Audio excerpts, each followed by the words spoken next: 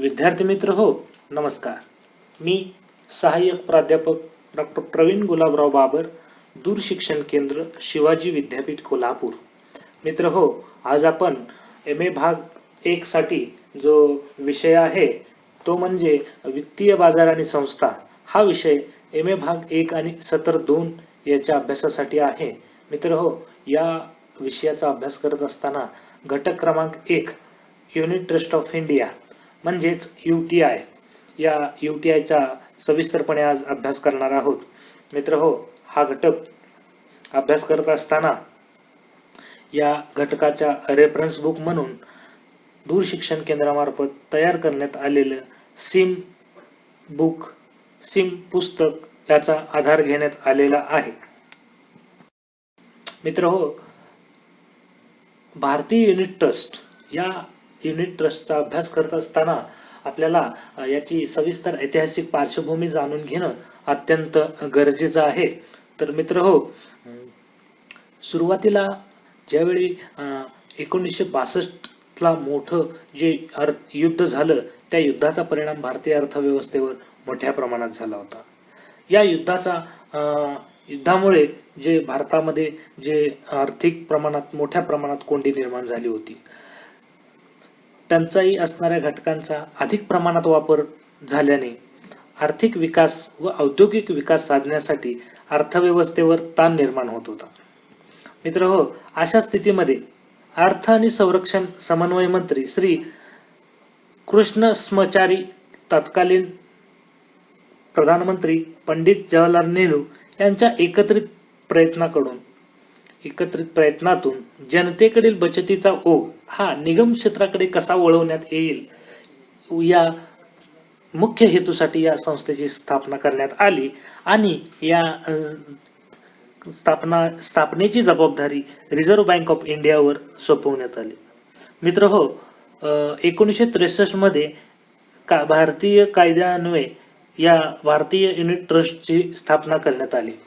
मित्र हो, या युनिट ट्रस्टचा थोडासा आपण ऐतिहासिक पार्श्वभूमी लक्षात घेतल्यानंतर आपल्याला असं समजलं पाहिजे की 1962 साली जे युद्ध झालं होतं, महायुद्ध, या युद्धाचा भारतीय अर्थव्यवस्थेवर अनिष्ट परिणाम झाला होता.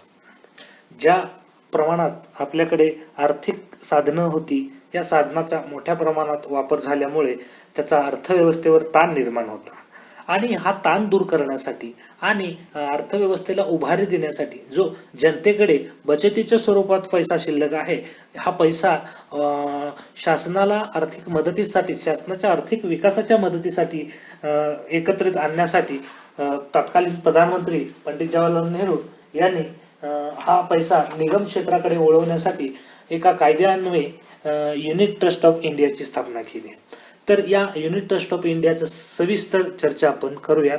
मित्र हो, याचं भांडवल किती होतं, व्यवस्थापन कसं होतं, अधिकाऱ्याची कार्य कशी होती, आत्ताची स्थिती काय आहे, त्यात गुंतवणूक किती आहे, त्यामध्ये सहभागी संस्था कोणकोणत्या आहेत, अशा अनेक प्रकार सविस्तर अभ्यास आपण आजच्या या लेक्चरमध्ये करणार आहोत.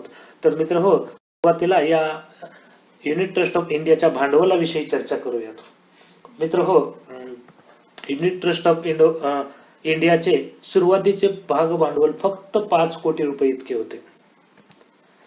त्यामध्ये 50% भांडवल रिझर्व्ह बँकेचे होते, तर इतर भांडवलात सहभाग जीवन विमा महामंडळ, भारतीय स्टेट बँक, सहयोगी कंपन्या यांचा होता. मित्र हो, या भांडवलाच्या संदर्भात बोलायचं झालं तर सुरुवातीचं भांडवल 5 कोटी रुपये होतं आणि त्यामध्ये 50% रिझर्व्ह बँकेचं भांडवल होतं. त्याचबरोबर भांडवलात सहभागी असणारे जीवन विमा महामंडळ आणि भारतीय स्टेट बँक तसेच सहयोगी कंपन्या इत्यादी कंपन्यांचा भाग भांडवलामध्ये हिस्सा होता. तर मित्र हो, यानंतर आपण याचं व्यवस्थापन कसं होतं ते पाहूयात. मित्र हो, युनिट ट्रस्टचे व्यवस्थापन एका विश्वस्त मंडळावर सोपवण्यात आले होते. या प्रमुख त्या पदी भारत सरकारने नियुक्त केलेला अध्यक्ष असतो व इतर विश्वस्त जीवन विमा महामंडळ, भारतीय स्टेट बँक, भारतीय औद्योगिक विकास बँक व ट्रस्टमध्ये 1671 सहभागी असलेल्या इतर संस्थांना नामांकित केलेले असत इत्यादी चा या व्यवस्थापनामध्ये UTIच्या सहभाग होता. मित्र हो, नंतर आपण या UTIची कार्ये आणि अधिकार यांचा अभ्यास करणार आहोत. मित्र हो, या युनिट्सची खरेदी विक्री करणे, युनिट योजना सुरू करणे, प्रतिकृती ताब्यात घेणे, त्यामध्ये गुंतवणूक करणे, विमा संरक्षण, बचत योजना आखणे, ठेवी बाळगणे, कर्ज घेणे, भारत सरकारला हमी घेतलेल्या बंधनपत्राचे प्रचलित करणे इत्यादी कार्य करण्याचे अधिकार सरकारला देण्यात आलेले होते. मित्र हो, यानंतर आपण जे नवीन बदल झाले त्या नवीन बदलाची चर्चा सविस्तरपणे करणार आहोत. 1982 मध्ये जी नवीन अभिनव योजना सुरू केली त्यानुसार गुंतवणुकीदाराचे हितसंबंध जोपासण्यासाठी मोठ्या प्रमाणात प्रयत्न केला. गुंतवणुकीला उत्तेजन देण्यासाठी व भारताबाहेरील व्यक्तींना आणि संस्थांना भारतातील शेअर बाजारात गुंतवणूक करण्यासाठी या प्रयत्नातून 1986 मध्ये भारत निधी योजना सुरू करण्यात आली. मित्र हो, अमेरिकेतील एक नामवंत मॉल लॉन्च या नामवंत गुंतवणूक संस्थेच्या सहकार्याने परदेशातील भारत निधी सुरू केला.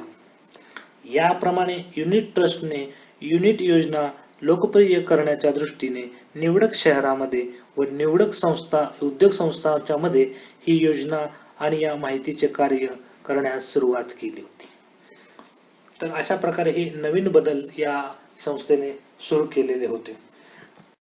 त्यामुळे आता सद्यस्थिती युनिट ट्रस्ट ऑफ इंडियाची जी सद्यस्थिती आहे त्या सद्यस्थितीचा आपण अभ्यास करणार आहोत. मित्र हो, तर भारतीय युनिट ट्रस्टची सेवा व वितरण प्रणालीचे जाळे आता 54 शाखांच्या मार्फत देशभरात पसरलेले आहे.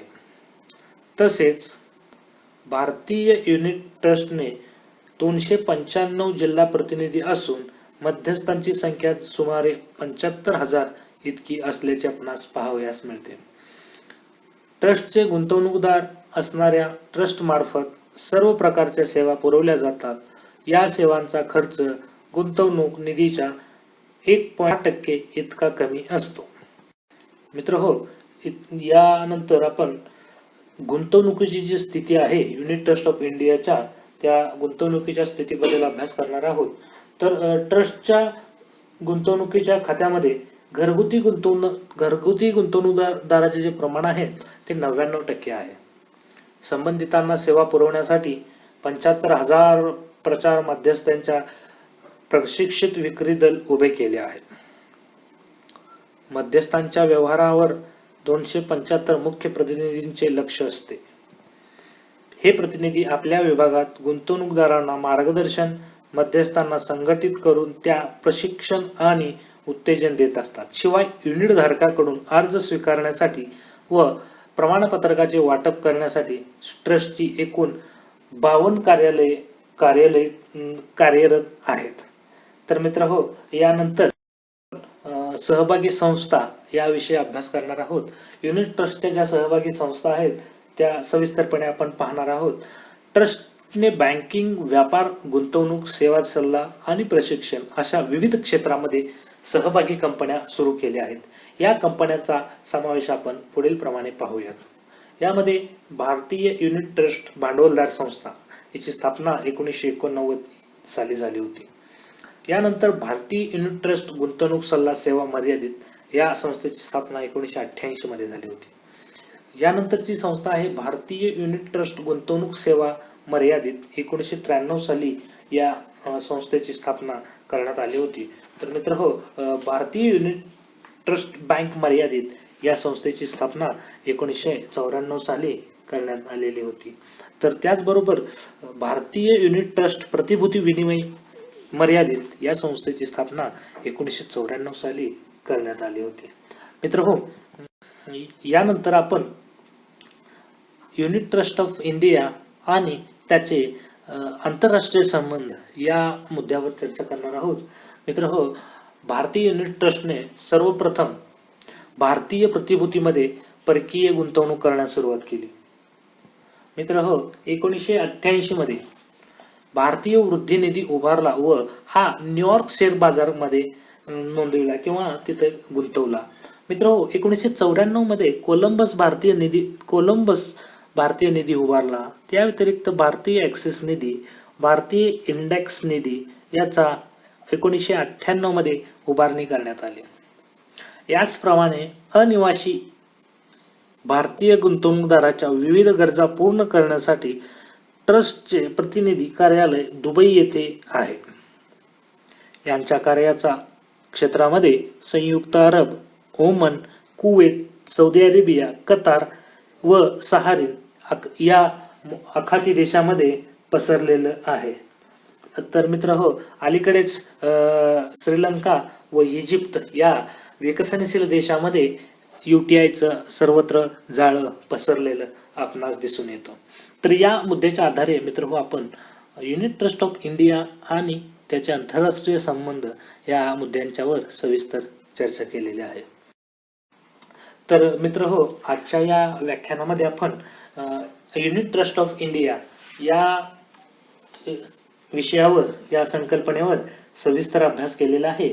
या अभ्यासामध्ये सुरुवातीला प्रास्ताविक, तिचं भागभांडवल, त्याचबरोबर युनिट ट्रस्ट ऑफ इंडियाचं व्यवस्थापन, युनिट ट्रस्ट ऑफ इंडियाचे अधिकार व कार्ये, युनिट ट्रस्टमध्ये जे झालेले नवीन बदल आहेत, त्याचबरोबर युनिट ट्रस्ट ऑफ इंडियाची सध्याची स्थिती, त्याचबरोबर युनिट ट्रस्ट ऑफ इंडियाची गुंतवणूक, युनिट ट्रस्ट ऑफ इंडियामध्ये सहभागी असणाऱ्या संस्था, त्याचबरोबर युनिट ट्रस्ट ऑफ इंडिया आणि आंतरराष्ट्रीय संबंध इत्यादी मुद्द्याच्या आधारे युनिट ट्रस्ट ऑफ इंडियाची जी संकल्पना आहे, या संकल्पनेचा सविस्तरपणे आपण अभ्यास केलेला आहे.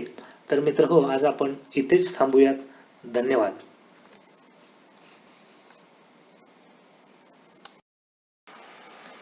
आपल्याला अधिक काही माहिती हवी असेल, आपल्याला अधिक काही संपर्क करायचा असेल तर आपण आमच्या दूरशिक्षण केंद्राशी संपर्क साधू शकता.